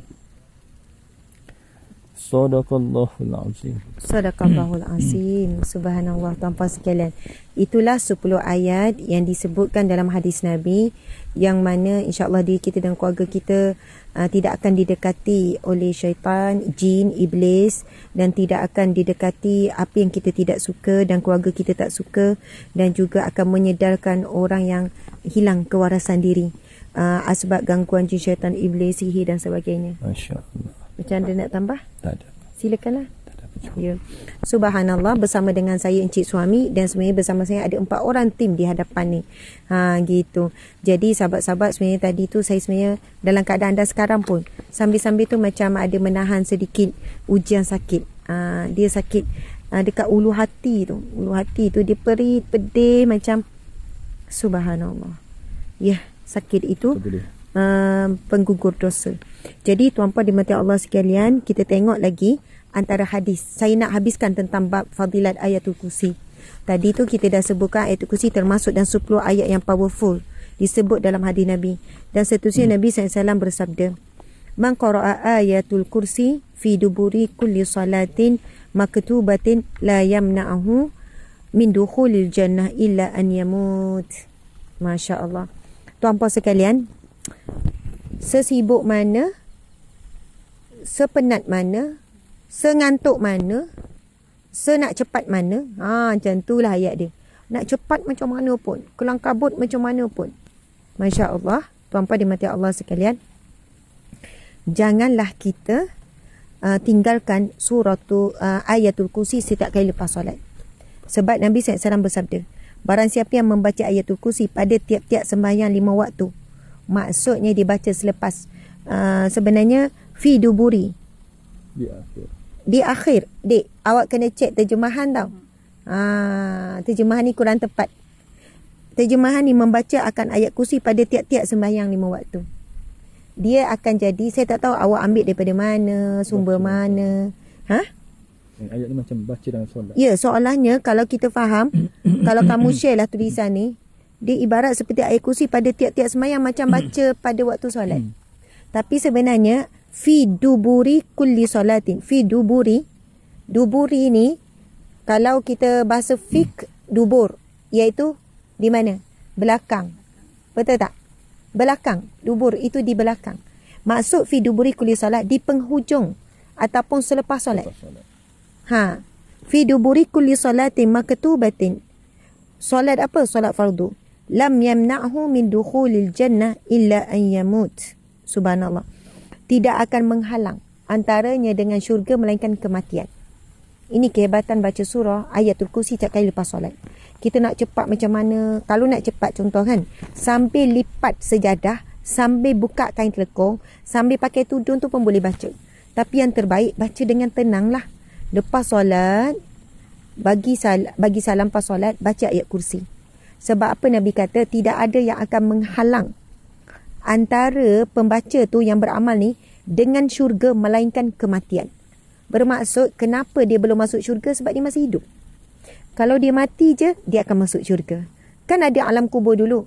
Kubur itu Allah akan memperindahkan ibarat seperti syurga. Itulah kelebihannya. Jadi berjuanglah kita istiqamah dengan amalan baca ayatul kursi setiap kali lepas solat. Kita tengok lagi. Antara fadilat ayat kursi sebelum masuk rumah. Ada lagi sebenarnya ayat kursi sebelum tidur. Yang tu pun jelas hadis Nabi yang sahih tu. Nabi suruh baca ayat kursi. Maksudnya tak habis ni. Sebenarnya ada banyak lagi kelebihan ayatul kursi. Sebab alang-alang kita sebut ayatul kursi, kita sebut. Kita tak tinggal. Kita cuba untuk meyakinkan lagi, menguatkan lagi kita untuk istiqamah dalam ibadah. Okey, tuan-puan sekalian. Nabi SAW bersabda, telah menceritakan kepada kami oleh Husain bin Ali dari Zaidah, daripada Abdul Aziz bin Rufai, daripada Abdullah bin Ubaid bin Umar berkata, adalah Abdul Rahman bin Auf apabila masuk ke dalam rumahnya, dia membaca ayatul kursi pada setiap penjuru rumahnya. Ini antara orang kata nak pagar rumah juga. Amalannya baca ayat kursi, dan ia dibuat oleh sahabat Nabi SAW. Jadi bila sunnah para sahabat, sunnah Nabi memanglah tidak diragui. Tapi bila sahabat juga melakukan satu amalan, kita panggil sunnah para sahabat. Para sahabat ini sunnahnya tidak menyalahi sunnah Nabi. Dan sunnah para sahabat juga wajar kita jadikan panduan dalam hidup. Jadi sahabat Nabi ni punya amalan, bila dia nak bersihkan rumah, orang kata nak pagar rumah, setiap penjuru rumah bacakan ayatul kursi. Rumah kebanyakannya ada penjuru. Mungkin ada rumah bulat, tapi kalau rumah orang tu bulat, jadi buat je lah mana-mana penjuru. Biasanya kalau sebut penjuru rumah ada 4 penjuru. Jadi penjuru biasanya ada 4 penjuru lah rumah ni. Jadi subhanallah tuan-puan sekalian, bolehlah kita baca ikhtiar nak bersihkan rumah, nak pagar rumah. Kita rasa rumah kita ni macam ada gangguan je, anak mula tunjuk-tunjuk. Itu apa tu? Umi, kenapa tu? Nampak perempuan tua, nampak perempuan muda, ataupun nampak anak kita bercakap seorang-seorang. Itu antara tanda-tanda lah. Jadi kita boleh baca amalan ayatul kursi setiap penjuru rumah. Sebab itu juga sunnah para sahabat. Dan terakhir sekali, iaitu hadis Nabi yang Nabi sebut, Idza awaita ila firashika faqra ayatul kursi fa innahu lan yazalu ma'aka minallahi ta'ala hafiz wa la yaqrabuka syaitanu hatta tusbih. Yang bermaksud, apabila kamu meletakkan belakangmu pada tempat tidurmu. Nabi kata bila kita dah baring, kita dah letakkan belakang kita pada tempat tidur, maksudnya dah baring. Bermaksud bila sebelum tidur kita boleh baca ayat kursi sambil baring. Kalau tak tutup aurat sempurna tak ada masalah. Okey je. Maksudnya bila nak baring, mana ada orang tutup aurat, nak tidur dah ni. Nabi kata apabila kamu meletakkan belakangmu pada tempat tidurmu, maka bacalah ayatul kursi. Maka sesungguhnya sentiasalah atasmu itu penjagaan Allah, dan syaitan tidak akan menghampirimu sampai waktu subuh. Subhanallah. Jadi bila kita baca ayatul kursi masa dah baring, Nabi sebut akan ada penjagaan Allah sepanjang kita tidur, dan syaitan tak boleh menghampiri. InsyaAllah kalau kita beramal dengan ayatul kursi, bila kita dah baring nak tidur, kita dapat bangun awal. Kita tak akan mimpi yang mengarut-ngarut. Dan kita dapat tidur deep sleep, tidur yang lena. Kan ada orang masalah gangguan nak tidur tak dapat tidur. Lepas tu tidur mimpi mengarut-ngarut bukan-bukan, sampai terkejut-terkejut. Bila roh kita diganggu dengan mimpi yang berat, sebenarnya roh kita penat. Ada orang berlawan dalam mimpi dengan unsur-unsur jahat, sihir apa semua. Lepas tu susah nak bangun tidur. Sebab apa susah bangun tidur? Sebab ada hadis yang lain Nabi menjelaskan tentang bagaimana syaitan membelenggu dengan 3 tali. Membelenggu kuat orang yang tidur supaya bila nak bangun susah nak bangun. Maksudnya bangun pun dengan azam pun masih nak sambung tidur, tarik selimut. Jadi insya-Allah amalan ni jadikan amalan kita, dan suruh anak-anak kita beramal. Pastikan anak-anak kita sebelum tidur baca ayatul kursi. Jangan suruh je baca ayatul kursi baca ayatul kursi, tak. Kita duduk dengan anak dah baring, okey, sama-sama kita bacakan ayatul kursi. Jadi dengar anak kita baca, tidur. InsyaAllah esok bila kita kejutkan anak pun, anak senang bangun. Masya-Allah, alhamdulillah. Terima kasih pada semua. Mungkin tambahan Encik sempena apa-apalah. Apa-apa Encik nak ucapkan yang terakhir ni. Masya-Allah.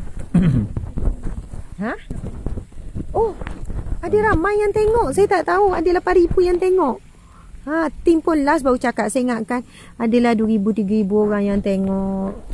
Subhanallah. Encik jangan menjauhkan diri. Gitu. Okey. Tuan-puan sekalian, selamat beramal. Seronok bila kita tahu tentang suatu amalan, ia menambahkan istiqamah dan kesungguhan untuk beramal. Jadi lepas ni, sebelum tidur wajib baca ayat kursi, dan selepas ini setiap kali lepas solat fardu wajib baca ayat kursi, dan amalkanlah 10 ayat yang disebut dalam hadis Nabi tadi tu. 4 ayat terawal daripada surah Baqarah, ayatul kursi, 2 ayat selepas ayat kursi, dan 3 ayat terakhir daripada surah Al-Baqarah. Kelebihan dan fadilatnya sangatlah besar. Wallahu a'lam. Jadi pengajian kuliah Riyadhus Shalihin untuk hadis yang pertama, bab yang ke-17 adik.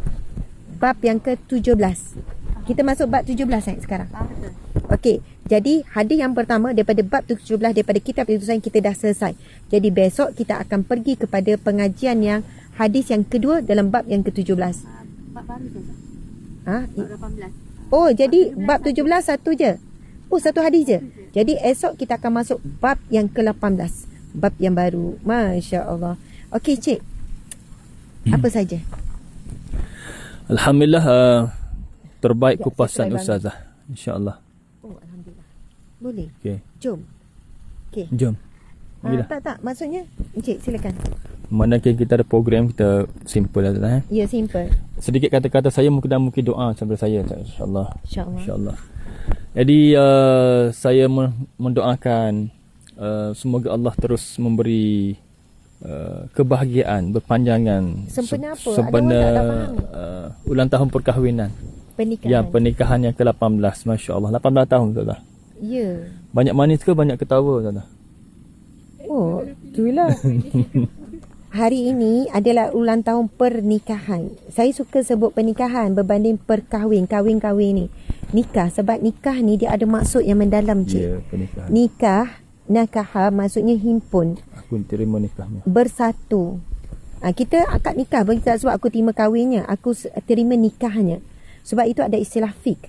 Sebab itu bila tim buat happy anniversary, saya dah tegur, janganlah guna bahasa Inggeris. Sebab kita ada bahasa Arab yang mana perkataan nakaha ini ada dalam hadis Nabi. Itu adalah istilah fik dan ia mempunyai maksud yang sangat indah.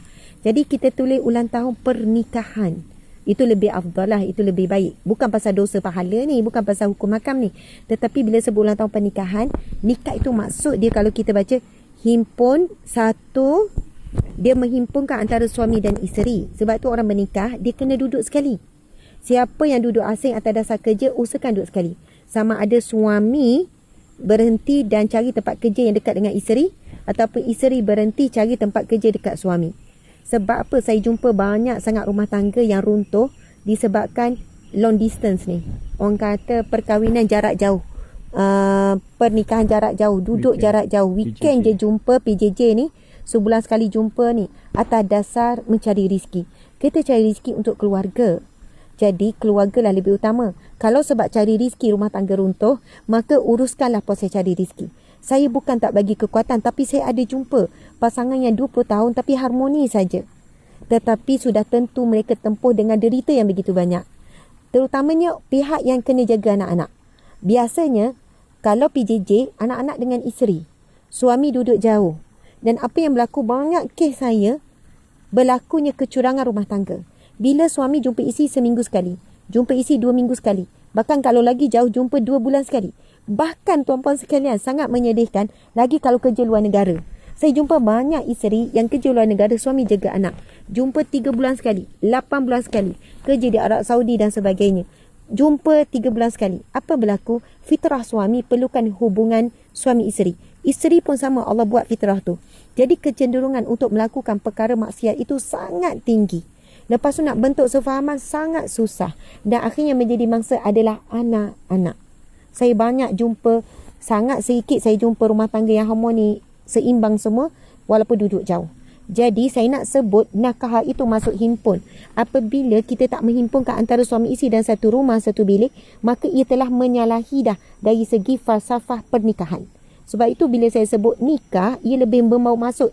Kahwin tu kita nak definisikan pun payah. Nakah, nikah, kalau anda baca dalam terjemahan bahasa Arab, anda akan jumpa maksudnya himpun. Sebab itu perkara pertama, bila nikah, himpunkan suami isteri itu. Tak boleh diasingkan, tak boleh dipisahkan. Mesti kena ada yang berkorban salah seorang kalau kerana kerja. Begitu. Okey. Lepas tu nakah juga masuk satu, penyatuan jiwa, penyatuan hati, penyatuan fikrah, penyatuan perasaan. Gitu. Jadi untuk menyatukan perasaan tu, macam marah pula. Tak marah. Bukan marah, tapi saya sedih dengan banyak rumah tangga runtuh sebab duduk long distance. Bertenang, Ustazah. Bertenang. Tarik nafas, subhanallah. Ini ada ucapan ulang tahun pernikahan. Silakan cik. Kita nak habis dah. Okey, sikit lagi. Doa je dah, Ustazah. Ucapan lah encik. Ucapan saya sebagai isteri encik selama 18 tahun. Masya-Allah. Wahai isteriku. Wahai isteriku, semoga Pandanglah. Semoga Allah mengikhlaskan hatiku untuk bersamamu sehingga ke akhirnya. Amin. Allah mengikhlaskan hatiku untuk memaafkanmu selalu. Mengikhlaskan hatiku untuk meredaimu. Amin. Dan insya-Allah semoga berbahagialah kita sampai ke akhirnya, sampai ke syurga. Amin. Dan semoga kata-katamu terus berhikmah. Amin. Diberikan oleh Allah Subhanahu Wa Taala ilham yang tepat. Ya. Untuk terus memberikan rasa kepada manusia. Betul. Amin. Bila dirimu bercerita tentang kebesaran Allah Subhanahu Wa Taala, nikmat yang Allah berikan, masing-masing melahirkan rasa syukur. Masya-Allah. Bila dirimu bercerita tentang kasih sayang kepada Nabi Muhammad sallallahu alaihi wasallam, masing-masing terus melahirkan rasa rindu dan ingin bertemu dengan Nabi. Masya-Allah. Bila bercerita tentang syurga neraka, ramai yang akan melahirkan rasa ingin ke syurga dan takut ke neraka. Masya-Allah. Bila cerita tentang Palestin, ramai yang bersimpati, bersedih dan terus bersemangat untuk memboikot macam semalam kan. Bila cerita tentang kasih sayang keluarga, tentang peranan suami isteri, masing-masing melahirkan rasa bertanggungjawab tentang peranan masing-masing. Dan masing-masing terus kekal bahagia berkeluarga. Insya-Allah. Masya-Allah. Masya-Allah. Terima kasih dirimu atas ucapan kepada diriku. Masya-Allah. Tapi awal-awal ucapan tu macam sedih je. Memanglah sedih. Dia ayat encik tu kan, oh perempuan, tak puas hati dia kan. Saya puas hati, alhamdulillah, saya syukur sangat. Tapi ayat encik tu kan, semoga Allah mengikhlaskan hatiku untuk memaafkanmu. Semoga Allah mengikhlaskan hatiku Sebab banyak dosa untuk... tu lah. Oh ya, memang betulnya dosa. Tapi ucapan ulang tahun pernikahan biasa macam ni. Aku bersyukur kepada Allah menunaikan isteri yang terbaik. Dia macam yang isu-isu yang indah-indah gitu. Dia macam soalannya encik sentiasa struggle kena maafkan saya. Soalan saya banyak sangat salah. Mana ada lah. Yelah, tak ayat perempuan encik ni susah ni. Dah terbaik dah saya fikir semalam tak tidur tu. Fikir ayat tu. Okey, baik. Baik. Tak, saya bersyukur. Alhamdulillah. Saya dah sebut saya syukur. Tadi kata nak memaafkan. Okey, maafkan. Okey, contoh saya cakap ayat saya. Semoga Allah menguatkan hati saya untuk sentiasa memaafkan encik dirimu. Semoga Allah menguatkan saya untuk redha di atas segala apa yang encik lakukan terhadap saya. Encik rasa macam mana? Rasa bahagialah orang redha. Yelah, saya memang bahagia, saya sangat gembira. Tapi berbanding Ayat tadi dah bagi tahu tu sampai ke syurga. Okey, iaitu doa. Okey, bayangkan kalau saya buat ayat macam ni. Sempena hari ulang tahun pernikahan, encik adalah sebaik-baik suami yang Allah kurniakan. Allah memberikan rasa bahagia, rasa tenang, rasa gembira melalui encik kepada saya. Indah kata. Subhanallah, saya mengharapkan Allah mengekalkan suami yang sama di syurga. Masya-Allah. Kerana tidak ada suami yang lebih baik melainkan dirimu. Dan segala yang semoga Allah kurniakan syurga buatmu di atas segala kebaikan dan kesabaranmu terhadapku. Masya-Allah. Gitu. Kenapa tak WhatsApp awal-awal? Ayat tu kan. Dia macam ni, cik. Contoh, kita ziarah orang sakit. Lepas tu kita cakap, semoga Allah menggugurkan segala dosa-dosamu. Orang sakit tu lagi sakit. Lagi kiok dia. Tapi kalau kita sebut, Masya Allah, semoga Allah menaikkan darjatmu setinggi-tingginya disebab sakit. Faham perbezaan ya? Dua-duanya betul. Dua-duanya betul. Tetapi, konteks tu macam penerimaan kesan tu berbeza. Semoga Allah, moga dengan sakit ni gugurlah segala dosa-dosa awak. Aduh lah, orang tu demam, makinlah parah demamnya. Semoga Allah berikan syurga di atas sakit ni. Oh, dia tu semangat. Gitu. Okey, alhamdulillah. Tuan-puan sekalian, contohilah saya. Kalau anda rasa tak puas hati dengan ucapan suami, boleh dibetulkan. Contohkan ucapan, saya bukan tak puas hati, saya syukur, alhamdulillah. Bila suami kata dia akan selalu memaafkan saya, meredai saya syukur sangat. Ya, saya nak lebih. Bukan nak lebih, saya cuma bagi saranan. Yang indah-indah lah. Maksudnya kan anniversary biasa kan indah-indah, betul kan? Okay. Tapi saya syukur bila encik kata encik akan ikhlaskan hati memaafkan saya, meredai saya. Itu sebenarnya satu nikmat yang sangat besar, satu rahmat yang sangat besar. Alhamdulillah, masya-Allah. Saya cuma bagi saranan saja. Setuju tak dengan saya? Setuju kan? Semua setuju dengan saya. Okey, terakhir. Tak ada nyanyian hari ni. Dah lewat. Sebenarnya kita ada program pukul 9. Okey, jom kita jalan. So, alang-alang kita nak pergi, kita jalan. Okey? Sambil tu kita cerita sikit. Ada dah jemput. Oh, ada kereta dah jemput. Lebat becak. Oh, becak. Memang becak. Tapi, sayang, alang-alang kita buat ni. Kita jalan sikit je. Tuan-puan sekalian, kat sana tu kita sedang buat kolam orang. Okey, ini kolam ikan. Ini kolam binatang tau. Ini kolam haiwan. Binatang. Namanya ikan. Ada ikan tapir merah. Kita ada lagi kolam kat sana. Masya Allah, itu kolam. Dan ada lagi kolam di bawah sana. Kolam juga. Ini adalah perikanan yang kita usahakan sendiri. Daripada 0 sampai A sampai Z. Dan kolam ini telah pun keluar hasil lah. Itu kita dah buat jualan. Subhanallah, jualan. Ramai yang beli sebab talipan merah kita segar, fresh dan tidak anyir. Sebab air bukit sentiasa masuk dan keluar. Alhamdulillah. Jadi dah dapat hasil pada jualan tu masuk balik ke dalam Yayasan Al-Hijrah untuk pembangunan. So, kita serius. Kita bukan main-main. Kita buka kolam kecil. Kalau anda pergi tengok sana pembenihan. Sekarang ni tetamu kita tengah makan kan? Tetamu datang kan? Betul tak? Tetamu datang. Kita ada program sebenarnya. Okey. Kalau kita tengok sini adalah pembenihan kita panggil berperingkat. Pembenihan berperingkat. Ini adalah kita benihkan ikan tu daripada baby. Lepas tu dia besar, dia akan berpindah-pindah kolam ke kolam. Assalamualaikum. Inilah dia antara babysitter. Babysitter. Penjaga ikan kita. Masya Allah. Ini ikan kecil ya? Ini ikan saiz.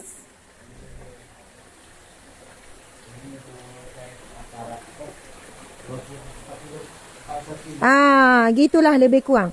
Ini baby ikan. Sini baby ikan. Lepas tu kita tengok kat sini banyak sikit. Maksudnya ada saiz-saiz. Diorang ni akan bertukar. Diorang ni akan berpindah-pindah. Diorang nampak tak ikan? Nampak tak ikan? Nampak kan?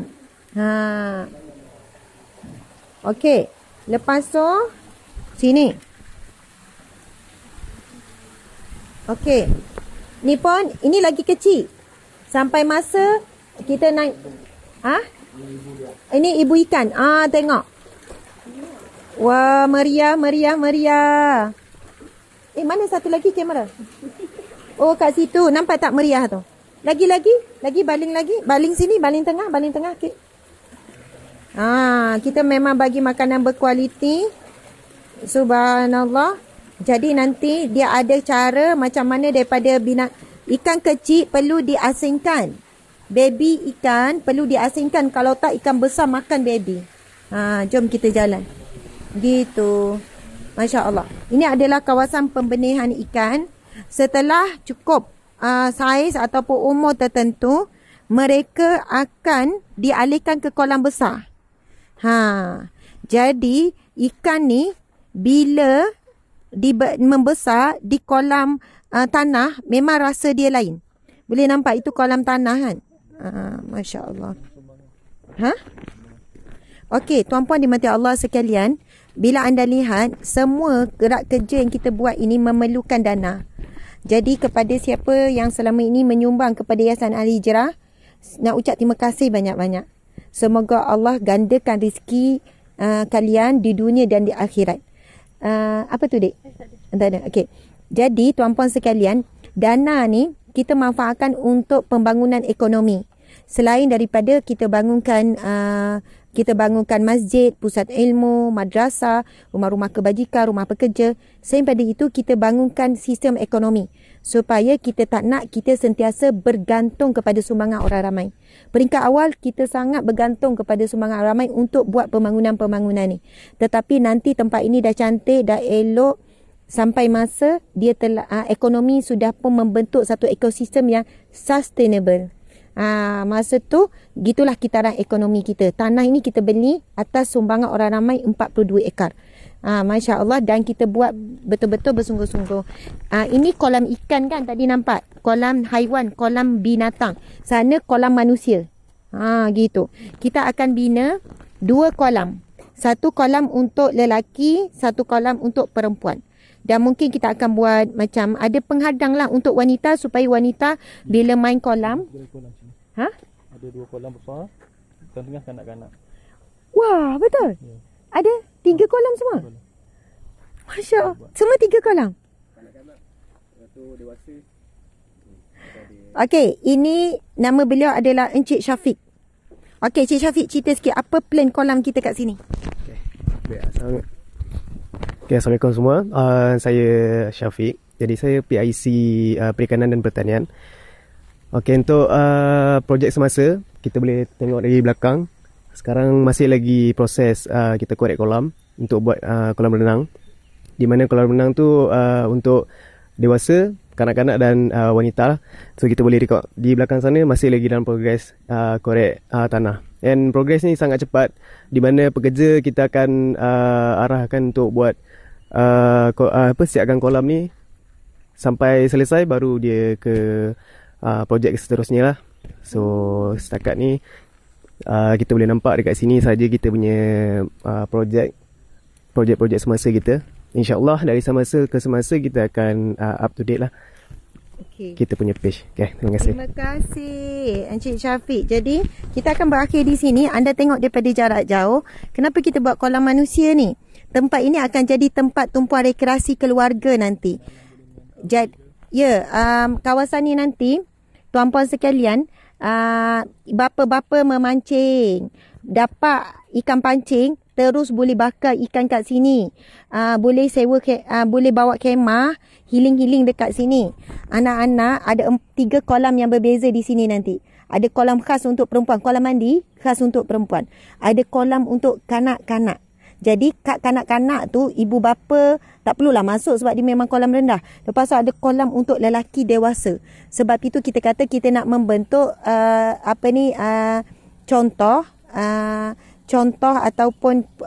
contohlah tempat rekreasi yang patuh syariah. Rekreasi patuh syariah. Jadi subhanallah, kita nak barakah, kita nak rahman Allah, jadi kita cubalah sedaya upaya. Sampai ada 3 kolam. Masya Allah, tahniah terbaik. Jadi nampak tak progres? Mungkin dalam berapa bulan lagi siap, tempat ini cantik. Akan penuh lah kita harap, dan semua itu kita akan menjadi sumbangan sumber pendapatan berterusan untuk Yayasan Al-Hijrah. Terima kasih semua. Mohon maaf salah dan silap. Teruskan menyumbang kepada pembangunan ini.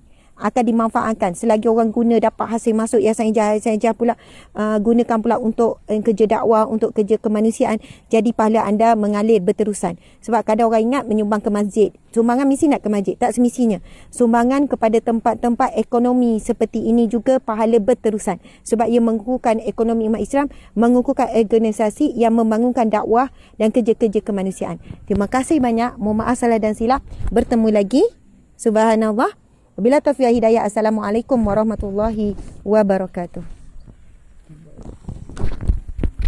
Terima kasih semua tim.